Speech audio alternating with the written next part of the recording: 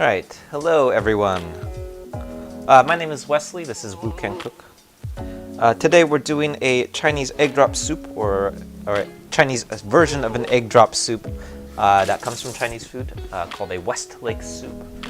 Which to me, it looks a whole lot like an egg drop soup with a couple of other fancy things that are going to go into it, including a bunch of different proteins. We're going to be using a little bit of soft tofu, some ground beef, and some shiitake mushrooms.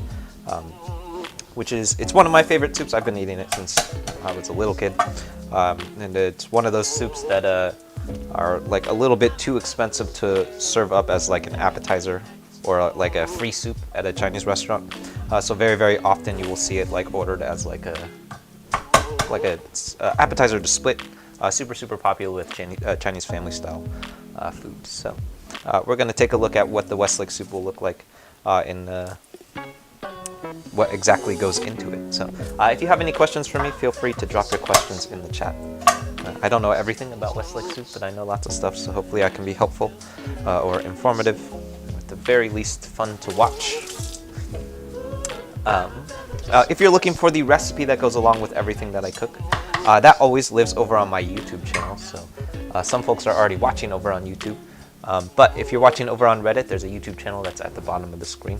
And you can follow over to the YouTube channel, and there's another live stream that's happening as well. So if you're watching on YouTube, if you're watching on Reddit, that would be youtube.com/WuCanCook.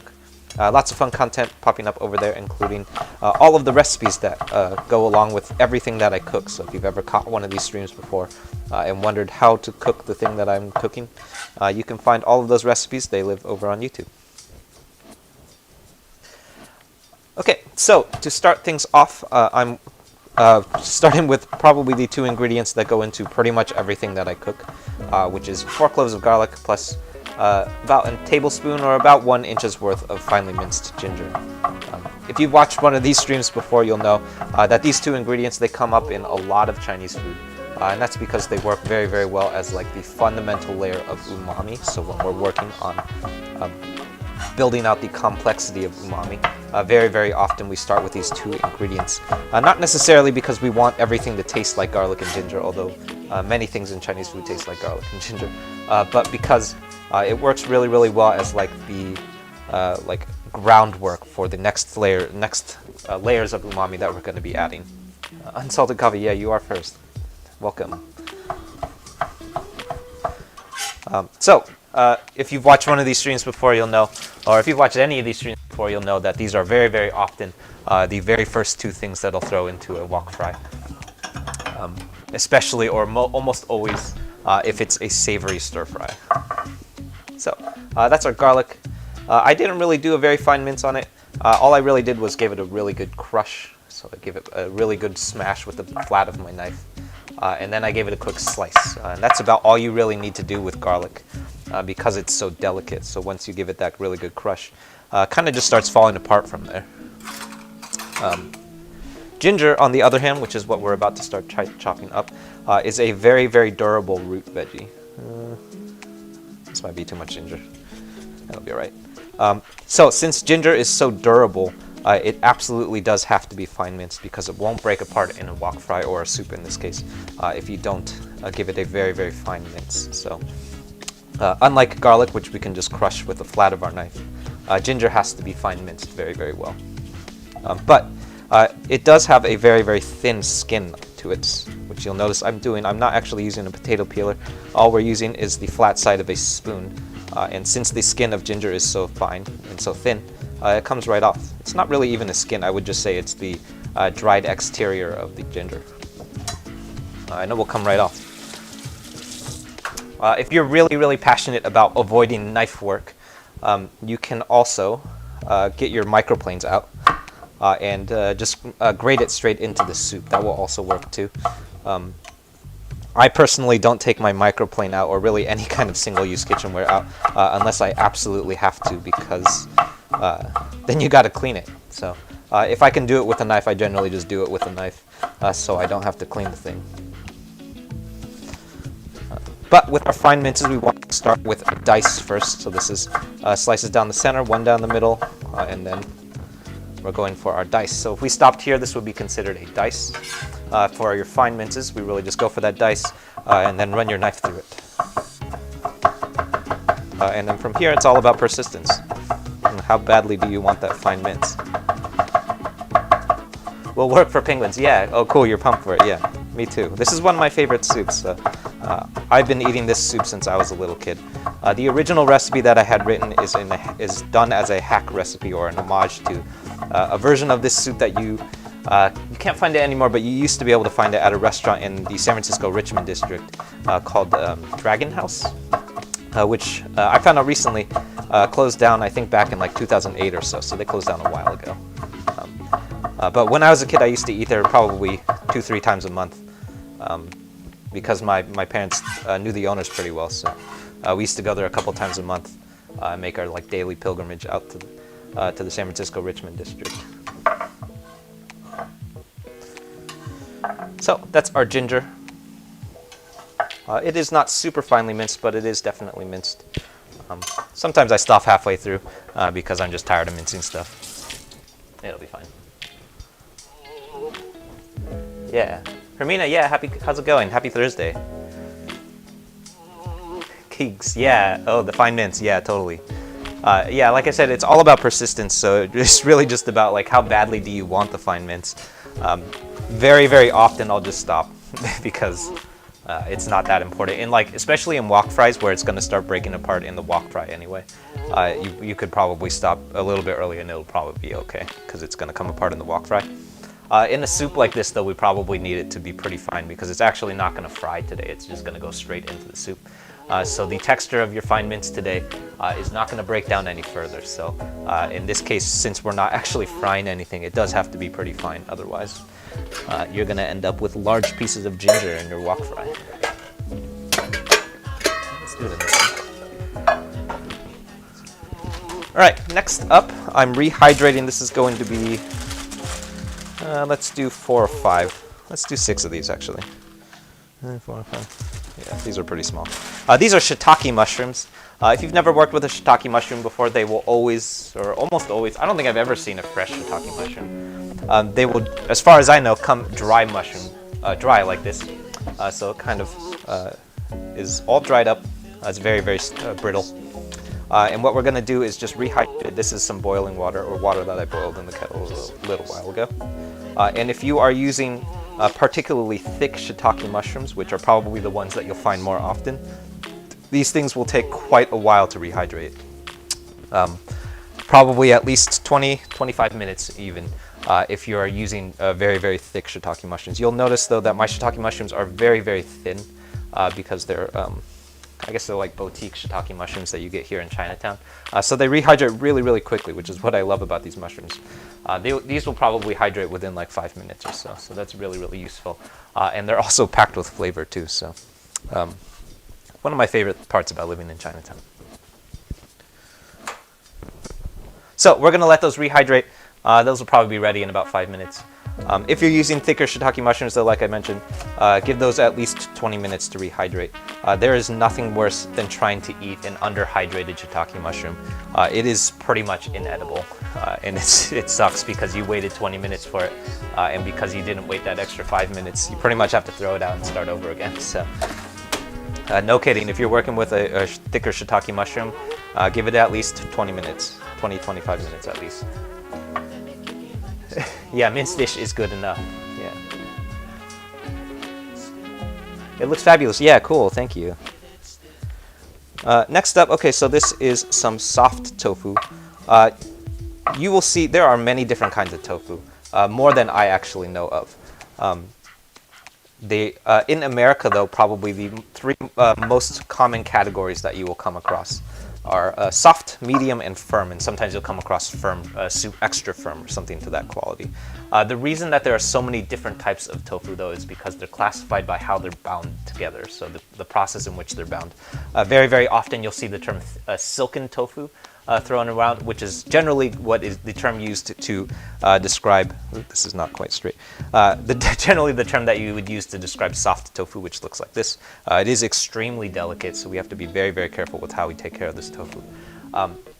But that is actually not mutually exclusive. Silken tofu is actually not always soft tofu. Silken tofu is referred to how the tofu is bound together. So you can actually have firm silken tofu, or probably like medium silken tofu. But generally, if you're here in the States, or generally like, unless you're in China, you probably will not find like firm silken tofu. So this is soft silk tofu, which is my absolute favorite type of tofu to use in a soup because it's so delicate. So I have seen many recipes throw around the idea of using firm tofu in a soup because it's more durable and you'll have more of a bite to it, which I actually don't like. I don't think that's a real good idea because it'll give you a weird bite.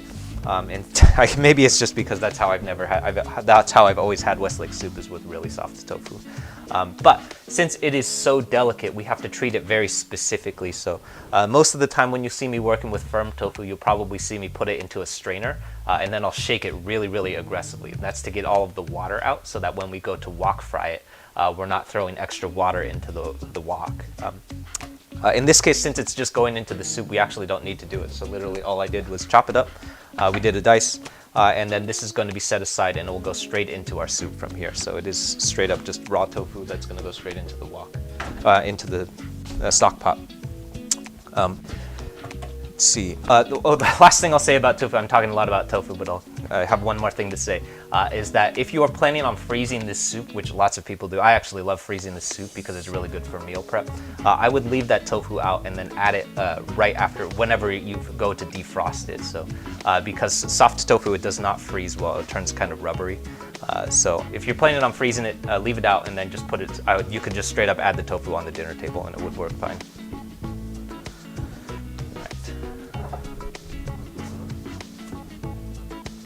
Yeah. Do I press my tofu? Not really. Like, do I press my own tofu? Not really. I have not really gotten into pressing my own tofu. But yeah, I definitely, like, if you mean like squeeze the water out, if I'm working with firm tofu, I would do that for sure. Yeah. Ooh, Hermione, you've always liked hot and sour soup. They know.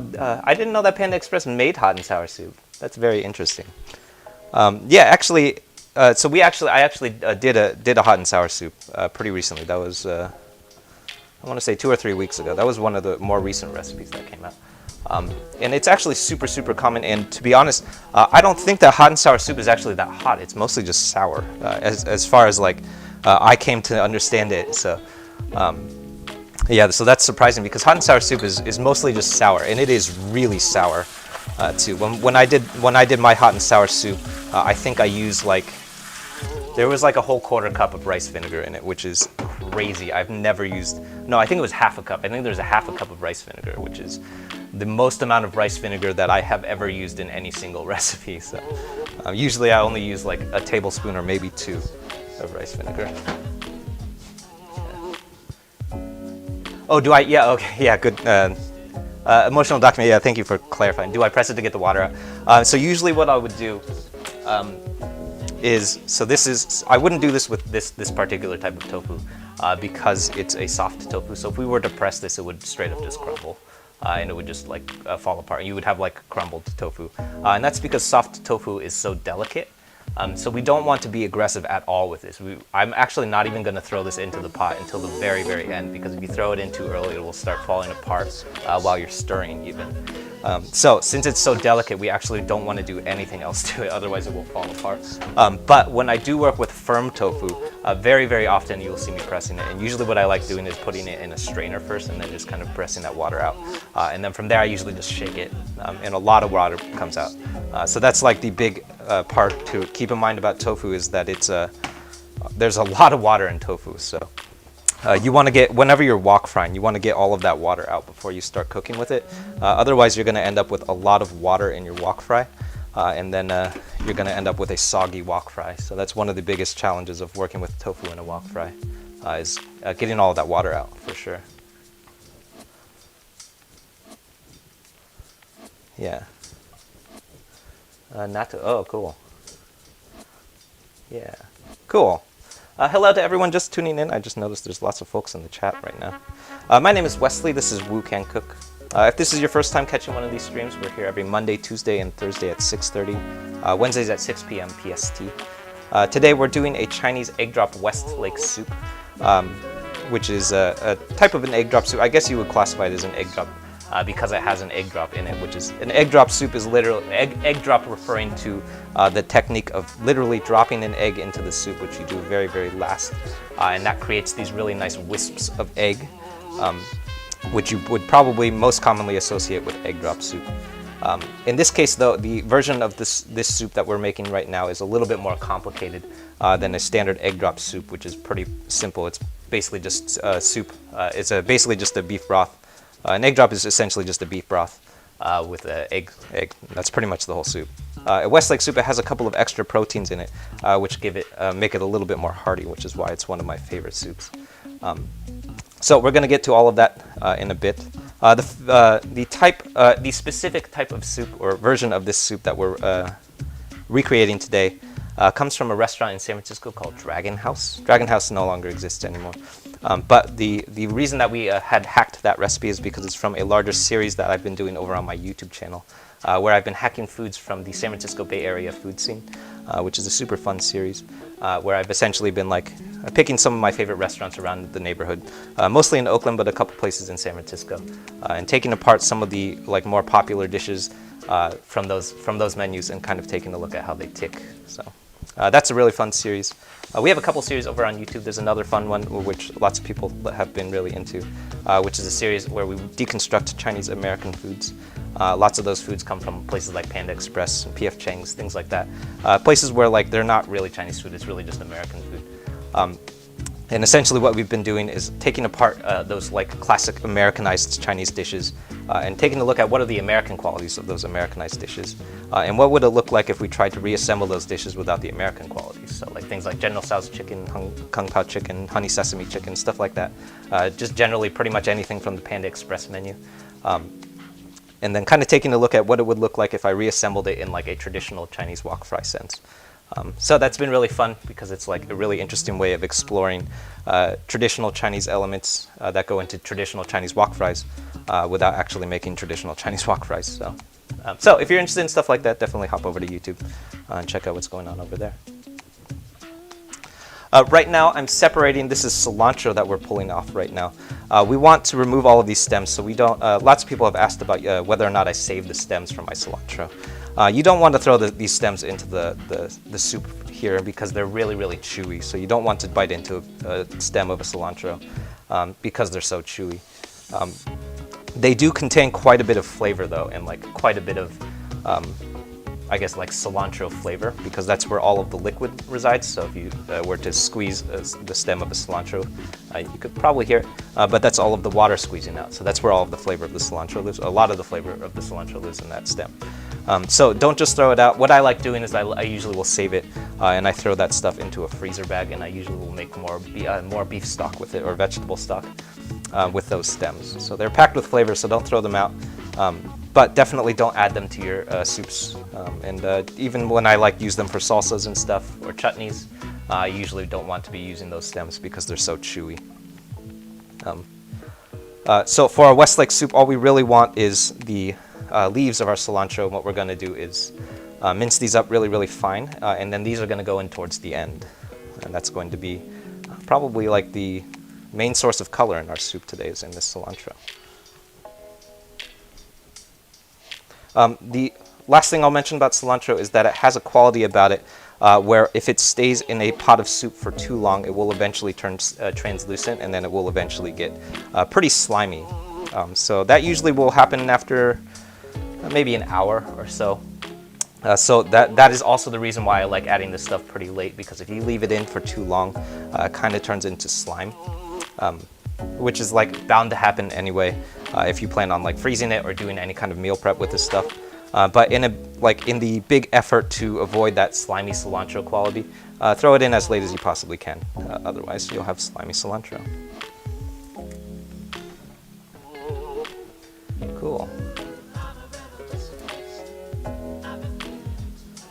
She was a I can't read some of these usernames. It's helpful. Cool. Yeah, I'm glad that it's helpful. Yeah, I'm glad that people learn stuff from these screens. Some people just like to watch me chop stuff too. That's cool. So I know lots of people just like to watch me use a knife. It's fun. YouTube channel is a good place for that too. Just like I know people like to binge watch stuff on the YouTube channel, so I know that for sure lots of people have like watched 3 hours straight of Wu Can Cook on YouTube, which is something that you can do. If you want to do that, you can totally do that. All right, so really quick before I put this away, over on the side, this is my freezer bag. That's where all of the stems are going. So I'm not throwing these out. Very, very important. Don't throw that stuff out because they're filled with flavor. Freeze it up. I do the same thing with pretty much all of my veggie scraps. So like carrot scraps, onion scraps, cilantro scraps, really any kind of veggie that you would put into a stock pot or for a stock, and then throw it into a freezer bag. And then when it gets full, throw it into a big stock pot, go grab some beef bones, and you can make yourself a beef stock. All right, so we're going to start chopping up this cilantro. So cilantro, pretty tough to chop because it's so thin, but what we want to try and do as best as we can is roll it up into a tight coil and then give it a run through with a knife here, like I'm doing here.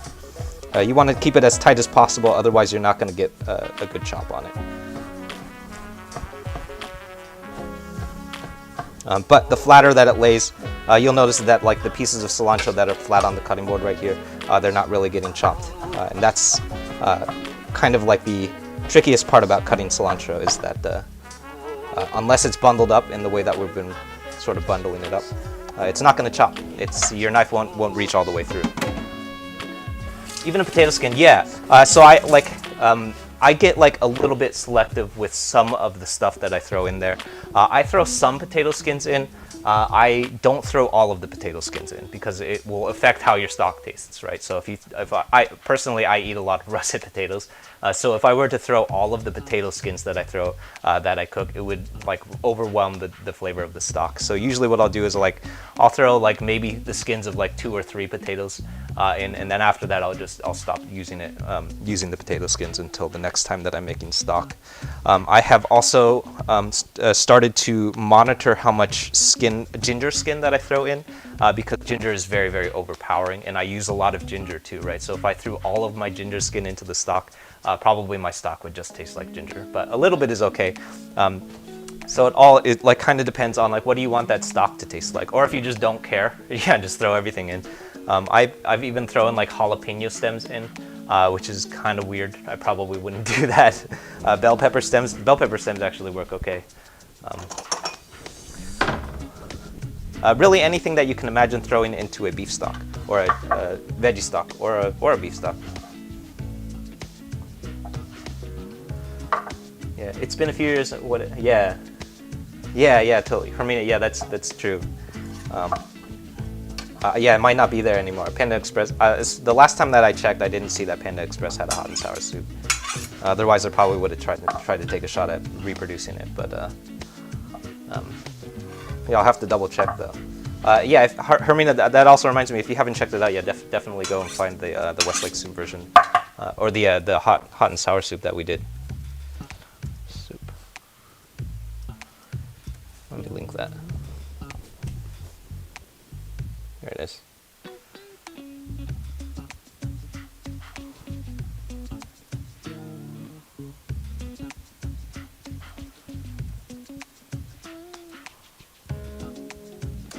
And sour soup.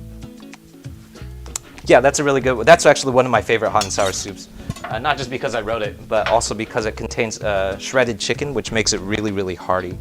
So that's like the biggest downside that I've ever had with hot and sour soup, is that it's not very filling, which is why it's very often served as an appetizer. But the version that we did, it actually contains a good amount of, I think it contains a whole chicken breast in it. So it has a lot of protein, which makes it like eatable. You can eat it for straight up for dinner if you want. You can eat that stuff for dinner. All right. Next up, we're getting to our shiitake mushrooms here. So I've gone back and forth on the various ways that you can cut the shiitake mushroom for a Westlake soup. The last thing I'll mention actually about these though is that if your shiitake mushrooms have stems on them, definitely pull those things off. So you probably want to start by chopping those off. These shiitake mushrooms, they do not have stems on them, or they have some of them have like a little bit of stem left, which I'm going to remove. But for the most part, they actually don't have any stems, so I'm not too worried about it. But if your shiitake mushrooms, if they do have stems, those are really, really chewy, and they will never be edible. So definitely chop that stuff off first before you start slicing them up. That will be another good one to throw into your beef stock too, though. Yeah, unsalted. Oh yeah, you've never made stock. If you've never made stock, you should definitely give it a shot because it is literally just garbage water. That's literally what beef stock or what stock is. It's just the garbage of your veggies that you cooked, plus like probably the garbage of the meats that you've cooked, and then just throw it into a big pot, and then let it boil. Fill a big stock pot with water. Throw all of those scraps in there, and then just let it boil for 12 hours. You could even do it in an Instapot, and it will probably take like an hour. But if it's in a stock pot, just throw everything into a pot and then let it boil for 12 hours. And then you end up with a stock, which is literally like the secret ingredient to, I would say like 60% of everything that I cook is a beef stock, like a really, really good beef stock, which is a stock that does not come from a powder. And it's literally just garbage water. That's actually what beef stock is. So. Yeah. I mean, yeah, thank you. Cool. Yeah, let me know if you check it out. What am I making? Yeah, just browsing. Hello, everyone just tuning in. Today we're making a Westlake soup. My name is Wesley, by the way. This is Wu Can Cook. If you haven't yet, there's a recipe for this particular soup that lives over on my YouTube channel. So if you're watching on Reddit, there's a YouTube channel at the bottom of the screen. There's always, anytime that I'm streaming on YouTube, or anytime that I'm live streaming something that I'm cooking, there's always going to be a recipe video that goes along with the thing that I'm cooking. So the recipe for this hot Westlake soup, I think this came out back in December or so. So if you haven't checked that out yet, definitely hop over to YouTube and go and find that recipe.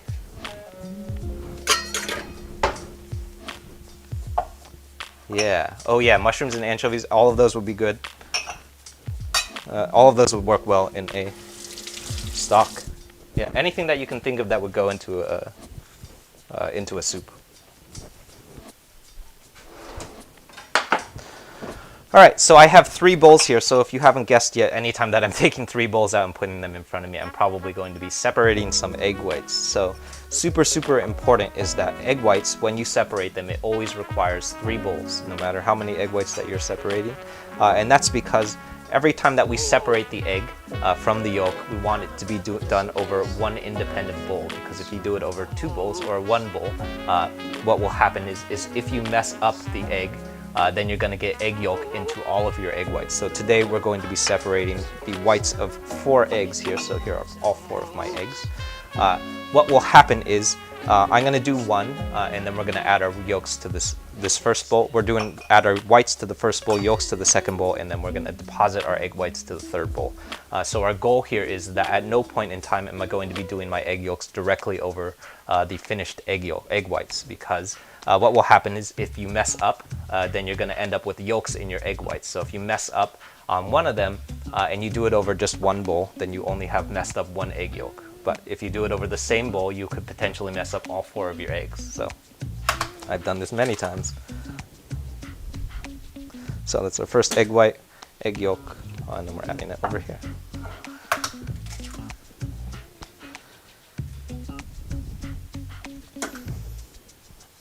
And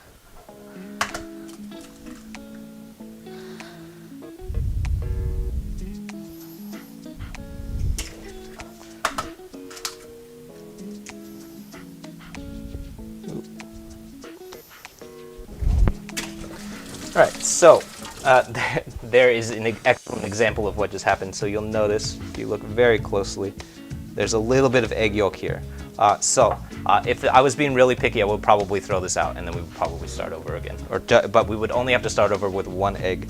In this case, it's not that big of a deal because we're not trying to whisk them into anything. But if you were doing like a meringue or anything that you're trying to whisk egg whites to a stiff peak, any amount of egg yolk in your egg whites is going to be a big problem because it will stop the egg whites from whisking to a peak.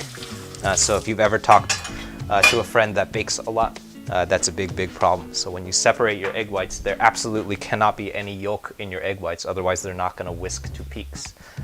So in our case, it's not actually that big of a deal, but good practice when you are doing egg whites. Make sure that you don't get any yolks in there.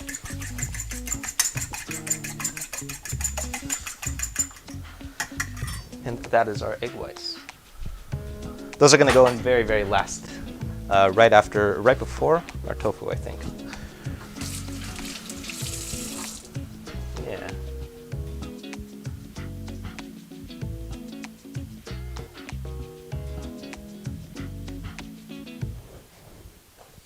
Oh, Caesar dressing, yeah, made from egg whites and anchovies, right? Yeah, so I don't think all like the cheaper Caesar salad dressing has all of those things, but definitely like a true Caesar salad dressing, egg whites and anchovies, we believe. Yeah, thank you, Doobster, thank you.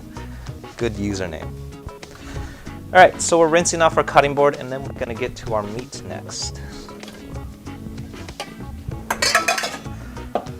So for a Westlake soup, you can do this with pretty much any kind of ground mince. You could do it with really any kind of protein, period.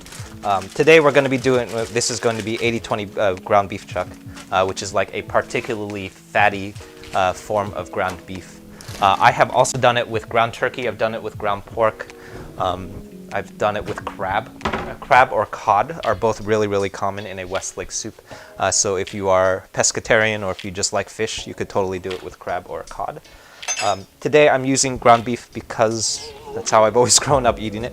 But I've definitely done a version on stream with crab meat, and it works really great too. So this is going to be a pretty complicated marinade because it is where all of the flavor of the ground meat comes from, because we're not actually cooking it, it's just going to go straight into the stock pot. So there are going to be, all of the flavor is actually going to live right here in this marinade. So everything that we're adding to the soup, it's going to come from right here. After that, the only other thing that we're really adding to the soup is salt. So everything that we're adding here, this is all going to be where the flavor is coming from. So that is 4 tablespoons of soy sauce. Followed by, this is 2 tablespoons of sesame oil.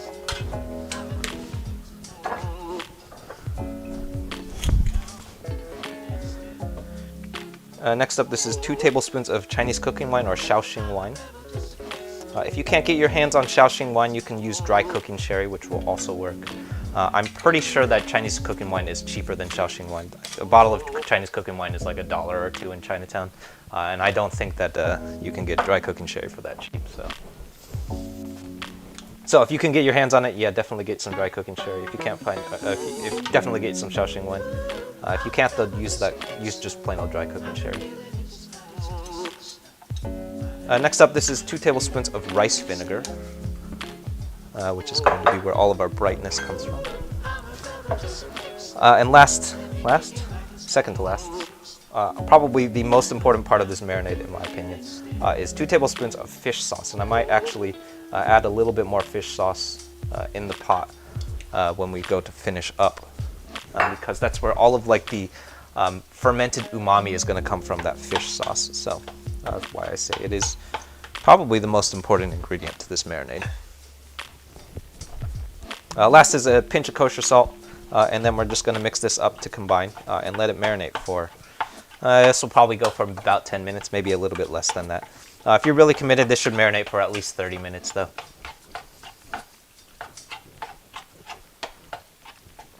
Yeah, Doobie Doopster, how old was I?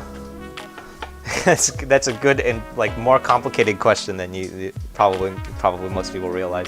I used to play music for a living, up until March of last year when COVID happened.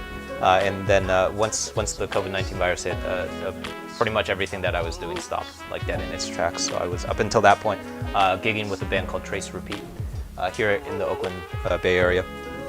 But when COVID-19 happened, we pretty much canceled like literally everything. And then once that happened, I started this cooking channel, which is basically just essentially what we've been doing is just like cooking through a lot of the things that I have used to eat when I was a kid. So this Westlake soup is a soup that my parents used to order as like an appetizer when I was a really young kid from a restaurant called Dragon House. And I'm pretty sure my dad used to make this quite a bit too. So. But yeah, pretty much everything that's cooked on the Wukan Cook channel are either things that come from my childhood or things that are inspired by things that I used to eat from my childhood. So, but to answer your question though, yes, this Westlake soup, it comes from a recipe that I wrote. Those recipes, they all live over on my YouTube channel, so if you haven't checked out the YouTube channel yet, that's a good place to go because there's lots and lots of recipes that live over there. In those recipe videos, I generally like move a little bit slower and talk through like some of the decision making that goes in these recipes and like why I add certain stuff and why I leave some stuff out. And yeah, just generally like what are the things that like are really common in a Westlake soup? What are the things that you generally like wouldn't find?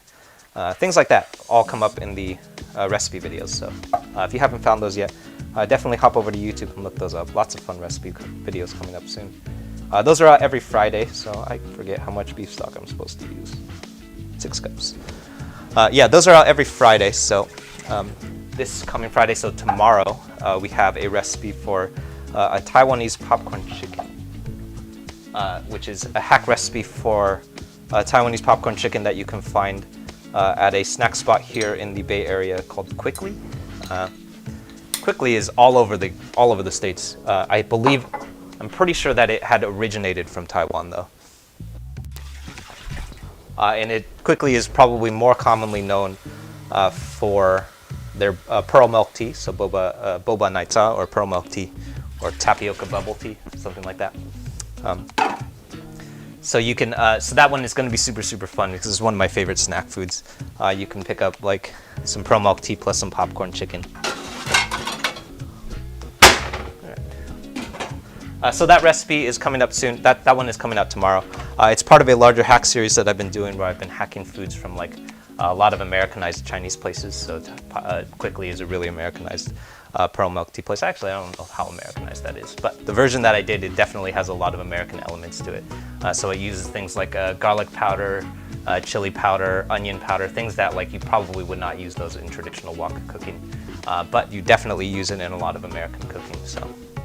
And then usually in those recipe videos, I'll do a second version. So in this version, I did a second version that used a whole bunch of things that come from traditional Chinese cooking. I think I used Thai chilies, plus there was Thai chilies and some Thai basil, and it got like a really interesting, like unique flavor to our popcorn chicken in that second version. And essentially what I've been doing is like deconstructing foods, like those Americanized foods, and then reconstructing them with a lot of traditional Chinese elements, and kind of taking a look at like what it would look like if you were to reassemble like Chinese American food without the American qualities, and what that looks like. So yeah, so if you haven't found those recipes yet, definitely hop over to YouTube and check out what's going on over there. Lots of fun recipes coming up. Those are every Friday, so usually Friday morning. So tomorrow. Throwaway trash, do I have a video on how to make stock? I don't, but I probably will figure one out soon. The only reason that I don't have one is because when I make beef stock, it literally takes a full day, sometimes like 2 days. So I have never actually filmed it. I have like short clips of it, so I'm probably I'm gonna figure out how to do that. I also am working on a nuro min, which is a Chinese like beef noodle soup, which requires the use, like leans very heavily on the use of beef stock. So I'll probably figure it out for that, I think. But yeah, good question. That's probably in the works. That and lots of people have been asking me about like tips about using chopsticks too. So maybe I'll try and figure out like a short video series for that stuff. Parmesan rinds, yeah. Sari, yeah, good tip. Parmesan rinds are really good for beef stocks. Usually I keep my Parmesan rinds and I use them in bologneses. Because they add like a nice bit of like extra like depth of flavor from that parm rind when you throw it into your bolognese sauce. But I've never actually thought of using it in a beef stock. That's a really good idea. Cool. So over on the stove, I have my stock pot going. This is 4 cups of beef stock and 2 cups of water, which we're going to bring to a boil, and then we're going to start cooking our soup from there. If you're using stock from a powder, so if you're using like bouillon stock or like any kind of pre-made stock or like better than bouillon, all of those things, I would use 6 cups of bouillon and then no water. So leave that water out. My beef stock, it tends to be a little bit more concentrated, so I like to cut it with a little bit of water.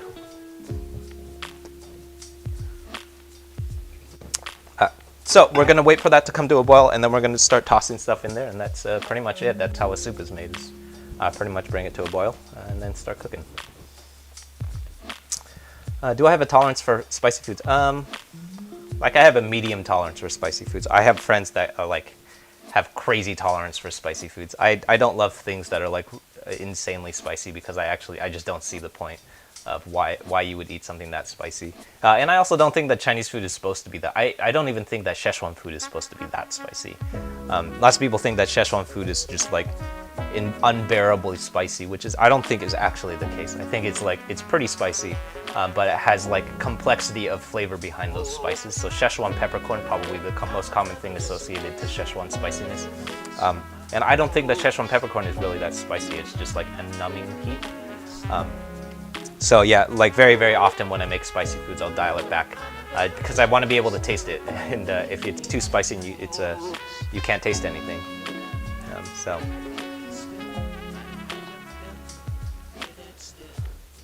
Your ex was Japanese Korean and tried to teach you for 5 years. Yeah, totally.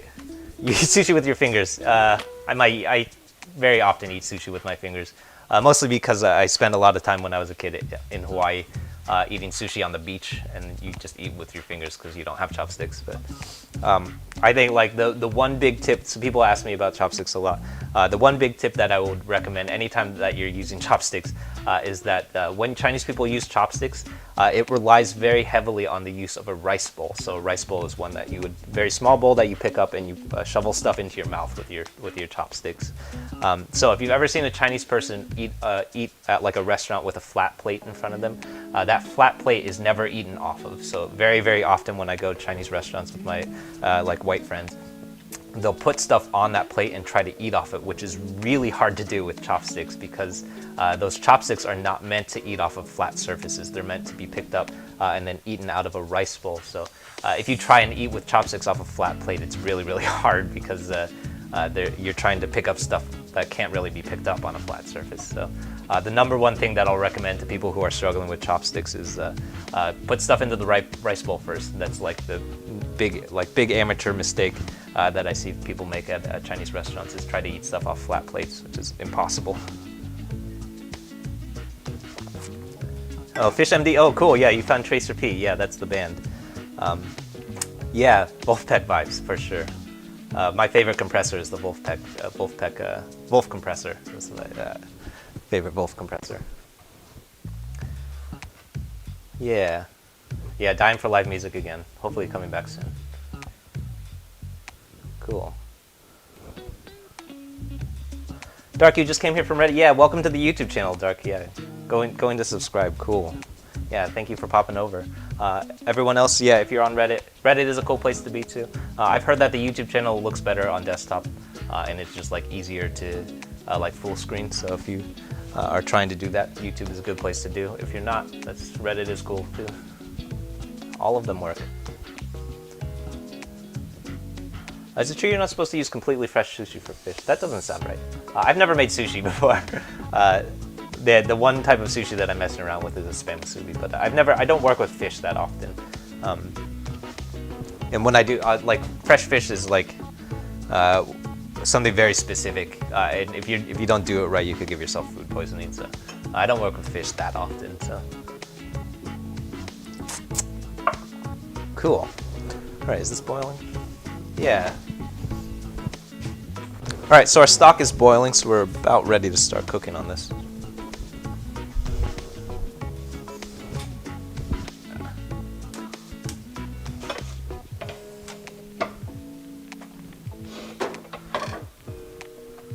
Yeah, a live parasite on the sushi, that is not good. Wherever you got that sushi is not a good sushi place. All right, so once the stock is boiling, we're gonna start with, we're starting with the beef. Cool.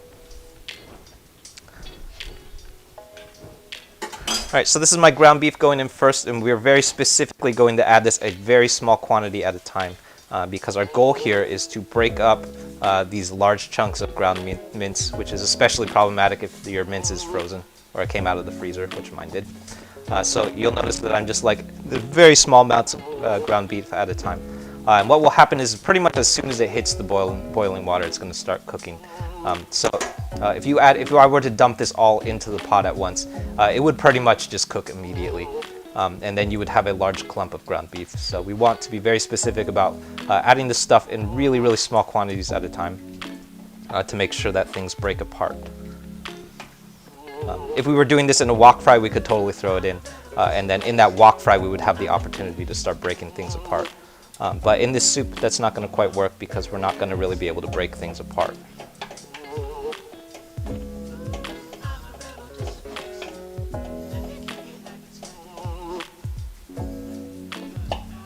Yeah.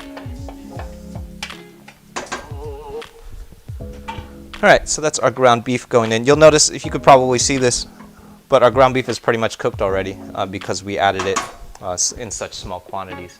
That's okay, it's not going to overcook. If you really committed to, you could probably let this go for like an hour or longer. The longer that you let the soup simmer, the better it will taste. So. Next up, once that beef is in the pot and it's sort of like flash cooked on the rolling boil, I'm adding my aromatics and then we're going to let those a bit. So I'm going to let that pot come back up to a boil here. And then once it's back up to a boil, we can start moving forward with the remainder of our ingredients. But while those aromatics are in the pot, we want that pot to come back up to a boil so that we can bloom out some aromatic qualities from those garlic and ginger. All right, so I'm covering my stock pot up again, and I'm going to bring the heat back up. And I'm going to let that come back up to temperature. You'll notice that as soon as I added that ground beef, the rolling boil disappeared, so we lost all of our heat in the pot because we just introduced a bunch of very, very cold ground meat to very, very hot water or stock. So I'm covering it back up. We're going to let that come back up to a boil, and then we're going to pretty much finish up.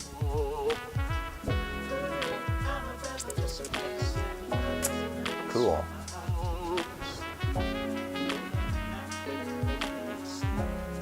Well, if you don't refrigerate it and let it cool down a bit, it's super tough and hard to eat. That kind of makes sense, I guess.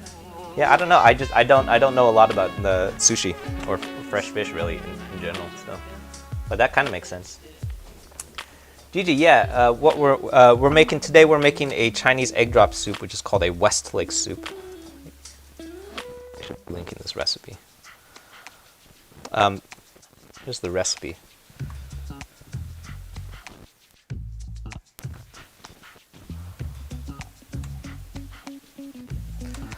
There's the recipe for the Westlake soup. Today, what we're doing is a Westlake soup is essentially an egg drop soup with a couple of other things added. So there are a few different types of proteins that we're adding here, including some ground beef today, shiitake mushrooms, and some soft tofu. So all three of those things are not things that you would find in an egg drop soup. An egg drop soup is actually very, very simple. It's pretty much just a soup base plus egg. And I think that's literally all that an egg drop soup is. Anything beyond that is probably some other kind of soup, which makes a Westlake soup a slightly more complicated egg drop soup because it has a couple other proteins in it. And that's like super useful if you're trying to make a more hearty soup. That's probably like the main reason why I loved this soup when I was a kid, is because I was like a very hungry teenager, and it's like actually filling. You can actually fill up on this soup. Whereas like with like a really simple egg drop soup or like a bone broth soup, it's pretty much just soup broth. And, yeah, any idea why it's called Westlake soup? I have no idea. I think it's just like one of those things. I was trying to find the Chinese name for it, and I can't find it right now, but I'm blanking on the Chinese name for it. And I don't remember the translation off the top anymore. But yeah, I think it's just one of the, that's just the name for it. And I actually think that it's not that's like, so for example, Mongolian beef, that's an Americanized. Someone in America made that name up. Same with Kung Pao chicken, that's definitely an American name. Someone in America thought up the term Kung Pao chicken. But Westlake soup, that's actually it comes from the translation of the Chinese translation for the soup. And I'm blanking on the translation for it right now, but yeah, I think it's just the name for it. That would be my guess. So it's sort of similar to a lion's head meatball, which is that's just straight up the name for the meatball. That's the name of the dish. Wine? No, yeah. Today we're drinking scotch. This is a Bruichladdich, one of my favorite scotches. Very peaty. All right, that's looking good. So we have a rolling boil going on our pot again. So we're going to take that off and add our other ingredients.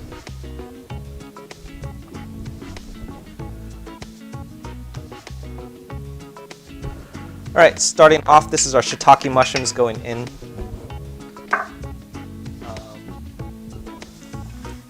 And ooh, I forgot this cornstarch. And then last up is our soft tofu. And this soft tofu is very cold, so that's going to take away the simmer of our pot again. But that's okay. And then we're going to let this simmer for maybe 5 minutes. If you're really committed, this thing could simmer for quite a while. You could probably let this simmer for an hour or 2 hours. You could let it simmer for 12 hours. It would probably be fine.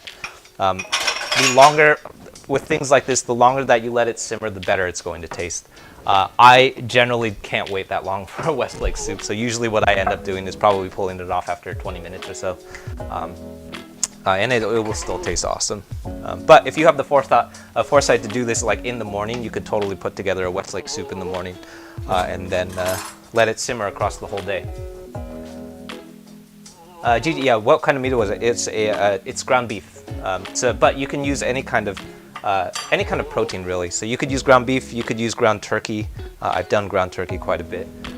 Probably the next most common thing is ground pork, or very, very often in a Westlake soup you will see the use of cod. Codfish works really great. I did one version on a live stream with crab meat, which was really good. Sometimes you might even see the use of ground beef and cod, or like ground beef and crab. That's super common too. All right, so back over on the cutting board, what I'm doing is our cornstarch slurry. You'll notice this is a insane amount of cornstarch. Usually when we do cornstarch slurries, it will involve a single tablespoon of cornstarch plus water. Today we're using, that's 5 whole tablespoons of cornstarch, which is just slightly more than a 1/4 cup of cornstarch, which is like more on the level of like how much cornstarch you would use to bread like a tempura batter, which is insane. But in a soup like this is where all the thickness of our soup is going to come from, is from this cornstarch. So we absolutely need all of this cornstarch. And I have experimented with doing it with less cornstarch because earlier when I was testing out this recipe, I was nervous about adding that much cornstarch to anything. But it actually works. It calls for this much cornstarch. So. Did I brown the meat first? No, we did not. So what we did was we brought the soup pot to a rolling boil. So we had a very, very hot pot of stock pot full of beef stock. And then we added the ground beef in like at very, very small amounts at a time. So like little bits of ground beef, 1 piece at a time. So we added that really, really slowly. And what happens is because that stock pot is so hot, the stock is at a rolling boil. Things start cooking as soon as it hits that water. So as soon as it hits that water, it starts cooking.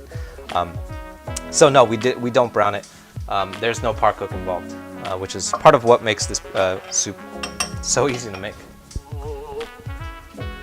All right, so that's our cornstarch slurry. We're gonna add that next, but I'm gonna let this. Let's let this simmer for. I'm gonna let this simmer for another like 5 minutes first.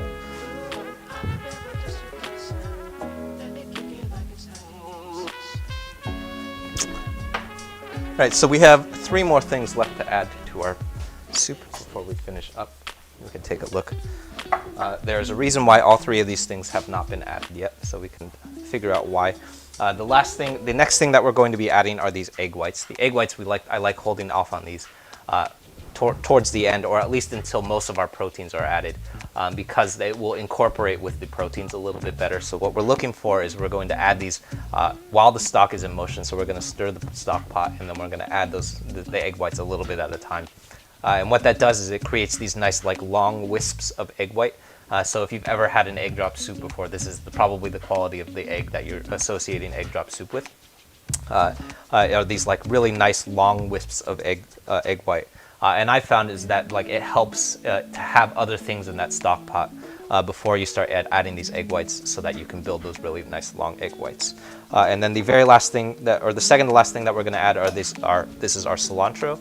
And I mentioned this earlier too, but the reason that we want to add these late is because cilantro has a quality about it where if you let it boil for too long, so usually after about an hour or so, it will start turning translucent, and you'll have like kind of a slimy quality to your cilantro.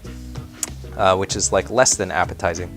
That is ultimately going to happen no matter what, because that's just the quality of the soup, especially if you're doing like meal prep. But I like holding it off as long as possible so that we can avoid as much slimy cilantro as possible.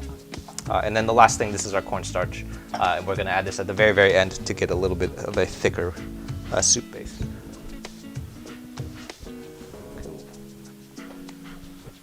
So right now we're going to let our soup simmer for, give it like another couple of minutes before we start moving on. And then we'll be pretty much done after that. Yeah, Doobie Dooster, good point. Yeah, so the other thing, I probably forgot to mention this, but we also marinated the beef first. So we marinated in a couple of things that included soy sauce, salt, fish sauce, sesame oil, rice vinegar, and Shaoxing wine. And then what I meant to add, but I forgot, was a little bit of white pepper. But I'm probably going to finish it with some white pepper, which is probably my favorite thing to add to a soup, is a little bit of white pepper.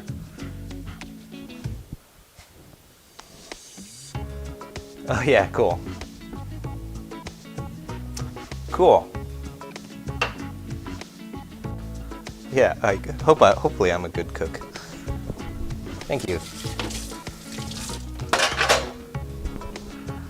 All right, so this is looking decent. I'm gonna let this go for maybe another minute before we move on and finish things up.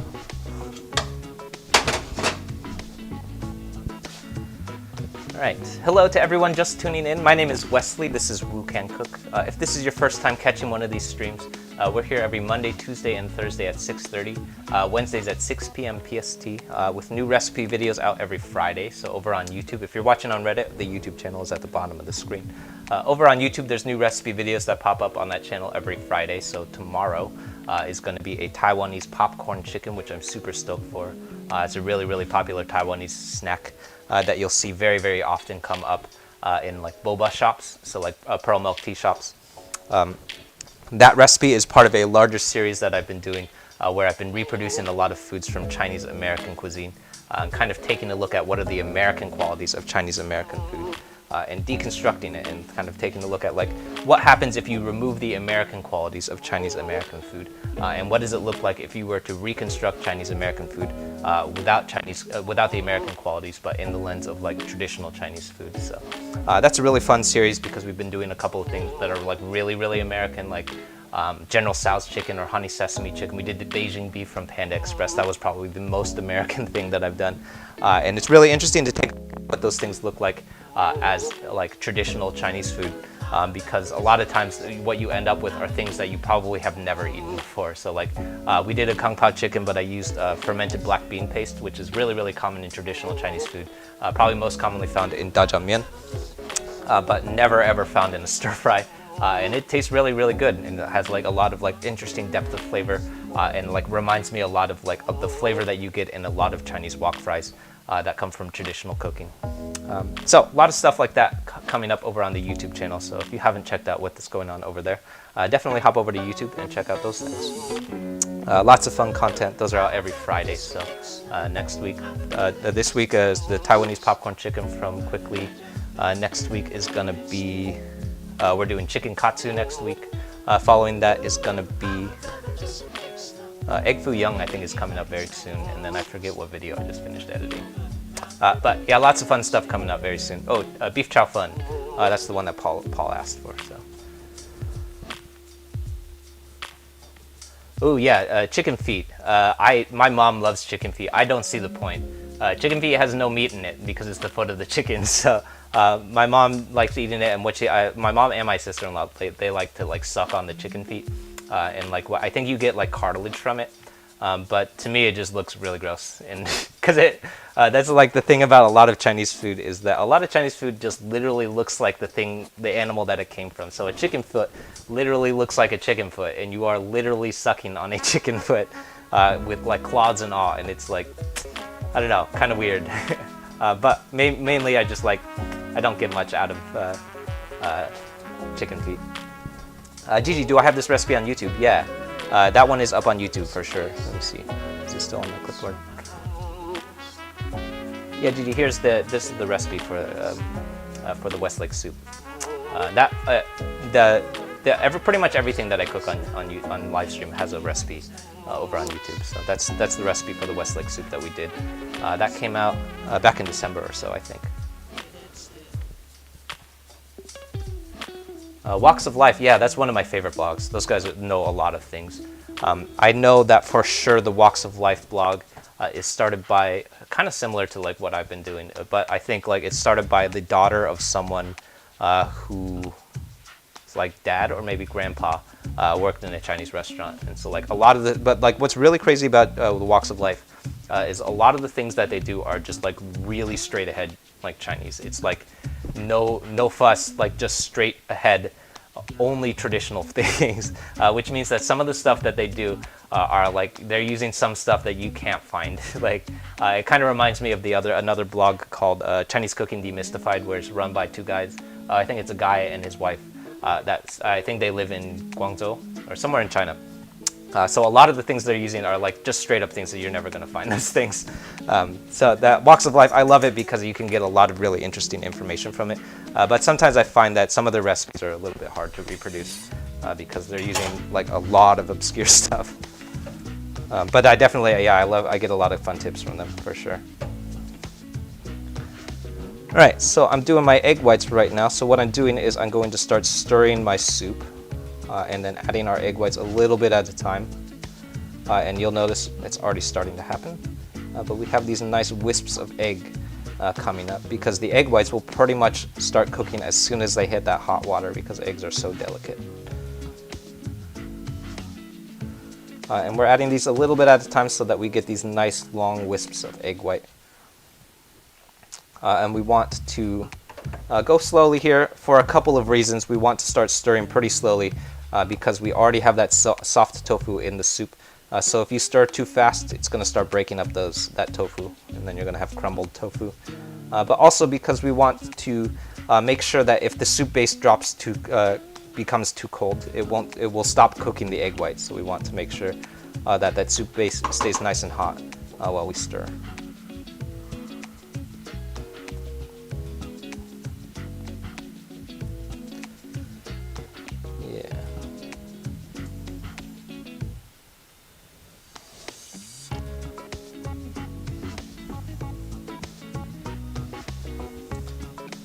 Nice and slowly, and just adding these egg whites a little bit at a time. And that ought to do it. And if you've done it correctly, what you should find are, like our soup right here, we have all of these nice, interesting wisps of egg white, and that's going to give us a nice looking texture to our soup.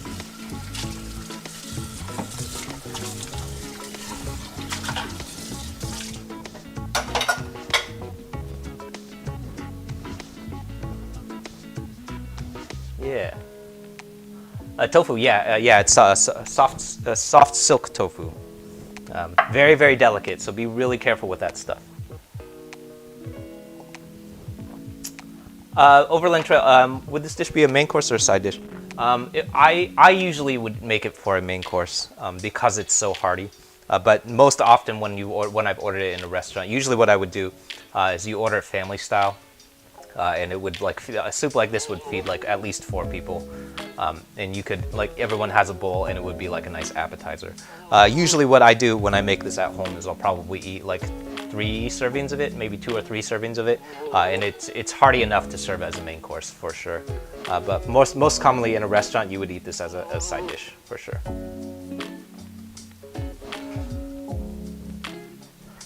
Sarah, why not add the cilantro as a garnish after? You could totally do that too. I like adding it while the pot is like rolling, so that it like kind of adds a little bit more flavor. But yeah, you could totally add it late.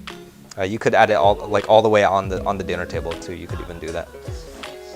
But I like to add it like while the pot is rolling so that it pulls a little bit more flavor out of the cilantro.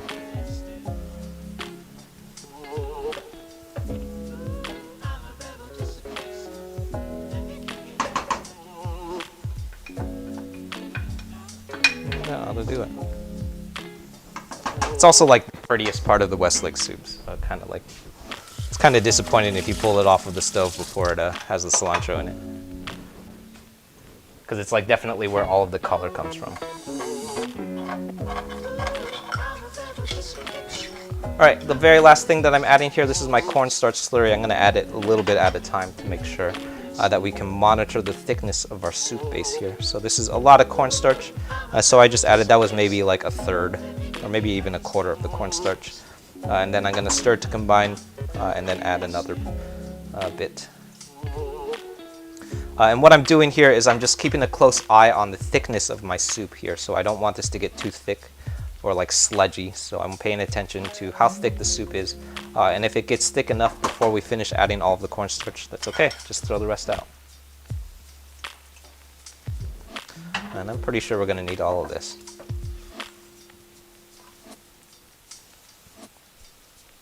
Yeah, we do.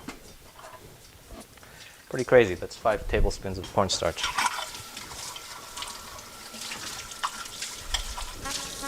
So that's a little over a quarter cup of cornstarch that we just added, which is a lot of cornstarch.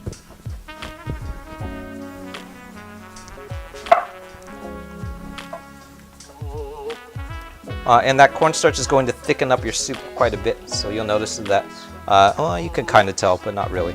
But once that cornstarch hits the soup base, it will turn from like a liquidy and loose soup base to a very, very thick and cohesive soup base because of all of the starch that we just added. Yeah, it gave it a finished look. Yeah, I think that's like the main reason why I like adding the cilantro to the pot, is because it's where all of the color comes from. Without that cilantro, it's really just like a kind of a pale looking soup. So I think that's probably the main reason is presentation. But if you're really concerned about that sliminess, especially if you're doing meal prep, if you plan on like freezing half of it, I would definitely hold back on the tofu and probably hold back on the cilantro. And then you could like freeze half of it and then add that cilantro whenever you end up defrosting it. Add the cilantro and tofu. Well, I don't know how perishable tofu is though.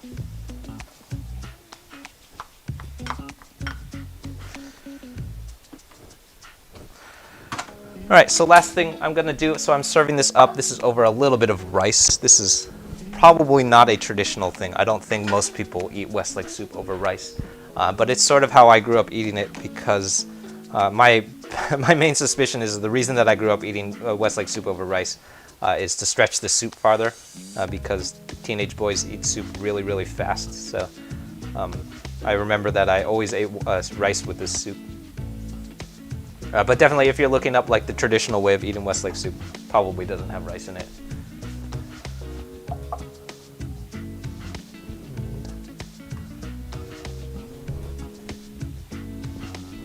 That ought to do it. I'm gonna let this keep simmering because it's gonna keep getting better.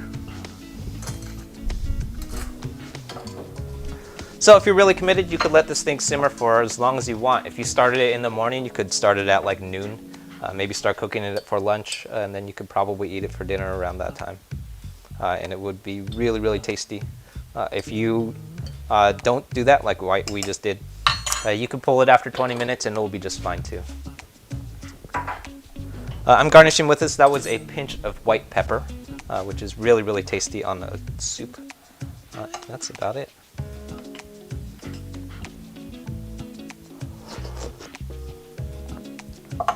Yeah. Ooh, yeah. It needs a pinch of salt, which I'm going to add. And I probably should have added before I served it. But other than that, that's about it.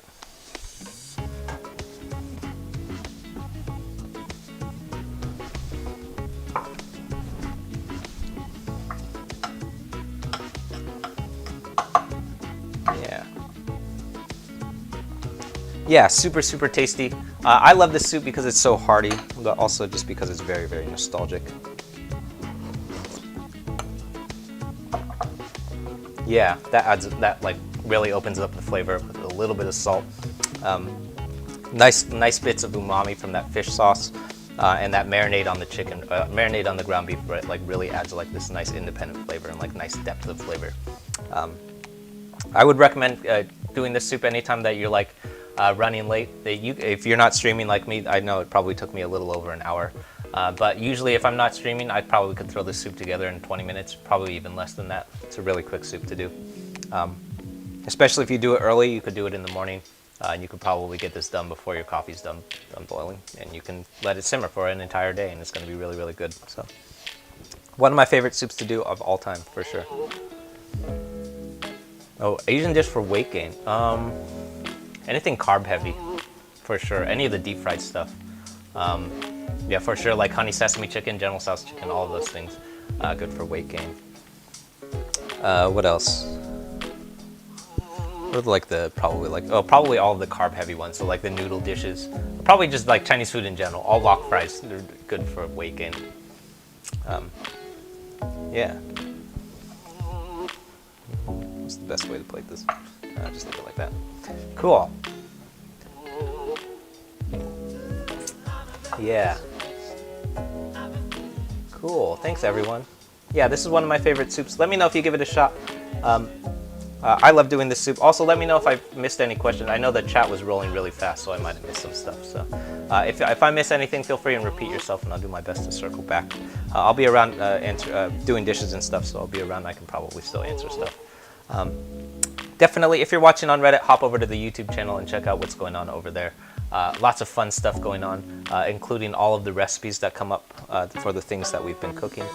This particular recipe for this Westlake soup came out, I think, on the YouTube channel probably back in December or so. I think I released it around Christmas time, right in the heart of like soup season is when I'm pretty sure I did this recipe. So all of that stuff, it lives as a recipe version over on the YouTube channel. In those recipe videos, I'll generally talk a little bit slower and kind of talk about like where all of these things come from in my childhood. And like I talked a little bit about Dragon House, which is the restaurant that inspired this particular version. And all of those recipes, they all live over on that YouTube channel as in written form too. There's also a searchable recipe book over on my website, which is woocancook.com. So if you're trying to reproduce this yourself, those are all good resources to hit up. What else? Every Friday, there's new recipes. So this one is a part of a larger series that we've been doing where I've been reproducing foods from the Bay Area restaurant scene, which is why this one comes from Dragon House in San Francisco. We've done a bunch of stuff from the Oakland food scene quite a bit, and just like stuff from all over town. So if you happen to be in the San Francisco Bay Area, that's a fun series because we can like explore a lot of the foods that you probably had takeout for. So. What else? There's a whole different series that's dedicated to foods from TV and films. So we've hacked a lot of like travel-friendly foods from The Legend of Korra and Avatar, because those two series they're basically just traveling the whole time. So a lot of the foods that you see are things that you can travel with a lot. Overland Trail. Yeah, where do I take donations? There's a link over on the YouTube channel, but it is streamlabs.com/woocancook. Streamlabs.com/woocancook, and that should I believe it directs to the PayPal link. But yeah, the Overland Trail, there's a whole donation bar over on the YouTube channel. We're taking donations right now to help fund a new lapel mic. So if you've ever watched on Reddit and you've noticed that sometimes the mic drops out, the reason is because the mic that I'm using is from the 80s. It looks like this, and it's a piece of crap. I got it for free from my friend. So if you want to help us replace that mic pack, the one on YouTube never drops out, so, because it's brand new. But this mic pack is a piece of junk. So if you want to help us replace this mic pack and like stop it from clipping all the time, that would be really helpful. So, okay. Yeah. What else? Yeah, definitely hop over to the YouTube if you haven't yet. Lots of fun stuff. That's also where the live stream schedule lives. So if you're trying to find out what I'm going to be cooking next, there's a whole schedule that lives over on that channel. So you could, if you were watching on YouTube, probably would have known that I would be cooking this at least a couple of weeks ago now, 2 or 3 weeks ago. I also like to do a lot of polls over on the YouTube channel where I'll ask what people want me to cook next. So if you have something in mind that you want me to see me cook next or do a recipe for, that all comes up on the YouTube channel. So lots of fun stuff living on that community. So if you're watching on YouTube already though, thank you for tuning in. It's super fun to see so many people tuning in over and over again. That's always really exciting to see people coming back all the time. I know Hermina's here all the time. Sarah, I've seen you too. Lots of friends popping up all the time. So yeah, cool. Thanks everyone. Let me know if you have any questions or if I missed anything. Hop over to the YouTube. We're working our way to 2,700 subscribers by the end of the month. So if you want to help us hit the subscriber goal, that's a good helpful tip. Hop over and subscribe. Don't subscribe if you're not interested in the things that we're releasing, because I don't know why people would do that. But if you want to help us hit that subscriber goal and you are interested, hop over and subscribe. Cool. Let me know if you have any questions. I'll be here doing dishes, and I'll see you soon. We'll be back next Tuesday. Next Monday, we're going to be doing Kung Pao chicken this coming Monday next week. So I'll see you soon. Bye.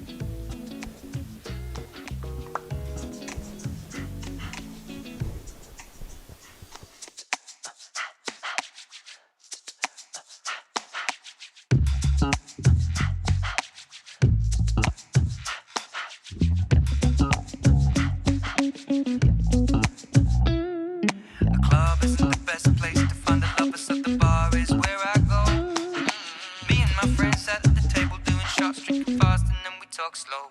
Come over and start up a conversation with just me, and trust me, I'll give it a chance. Now take my hand, stop and the man on the jukebox, and then we start to dance. And now I'm singing like, girl, you know I want your love. Your love was handmade for somebody like me. Well, come on now, follow my lead. I may be crazy, don't mind me. Say, boy, let's not talk too much. Grab on my waist and put that body on me. Well, come on now, follow my lead.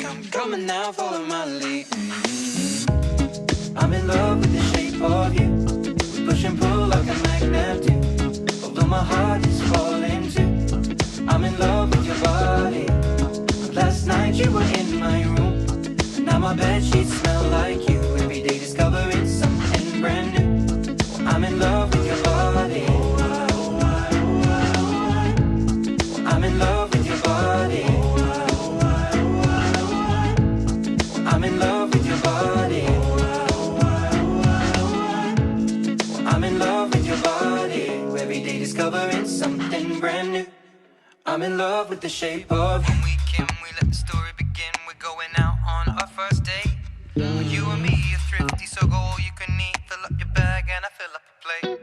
We talk for hours and hours about the sweet and the sour, and how your family's doing okay. And leaving, getting a taxi, kissing the backseat, tell the driver make the radio play. And I'm singing like, girl, you know I want your love. Your love was handmade for somebody like me. Come on now, follow my lead. I may be crazy, don't mind me. Say, boy, let's not talk too much. Grab on my waist and put that body on me. Come on now, follow my lead. Come on now, follow my lead. I'm in love with the shape of you. We push and pull like a magnet do. Although my heart is falling too. I'm in love with your body.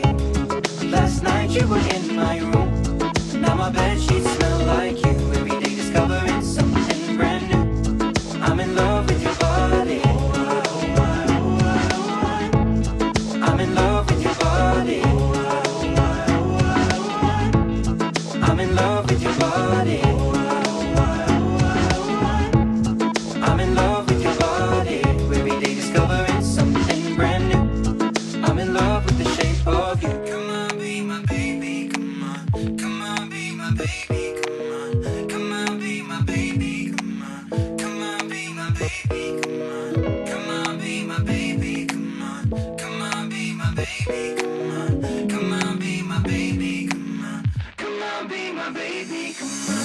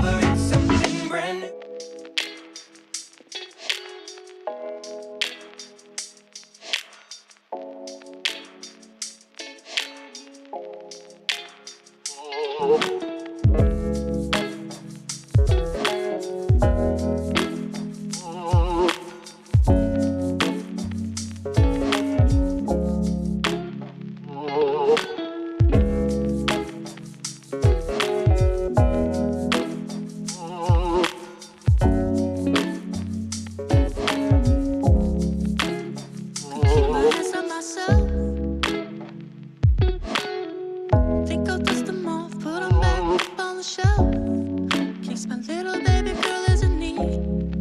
Am I coming out of left field? Ooh, I'm a rebel just for kicks now. I've been feeling it since 1966 now. Might be over now, but I feel it still. Ooh, I'm a rebel just for kicks now. Let me kick it like it's 1986 now. Might be over now, but I feel it still. Got another mouth to feed.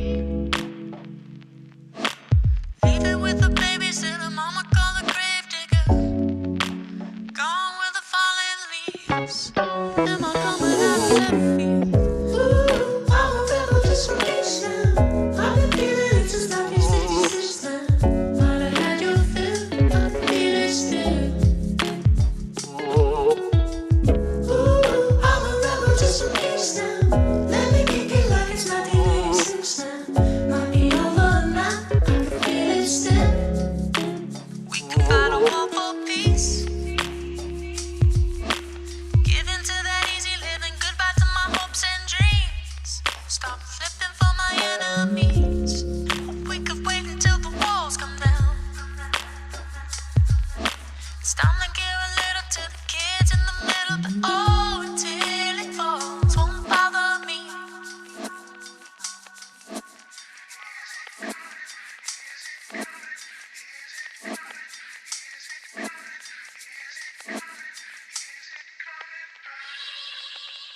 I'm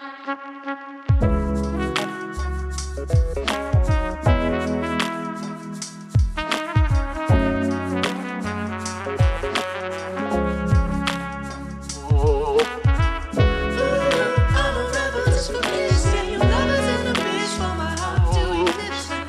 Might be over now, but I feel it still.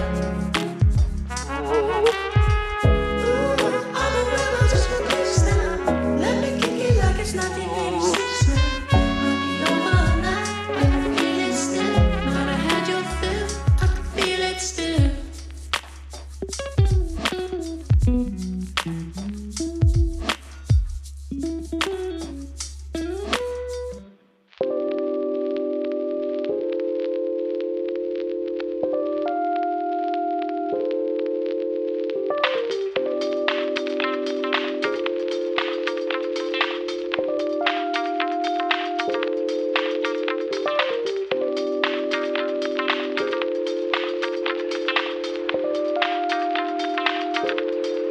Gọi là bản năng, nhưng mà ít có bao giờ được nói cho mọi người biết đó là cái tài của ta hết. Này, nói cái đó, cho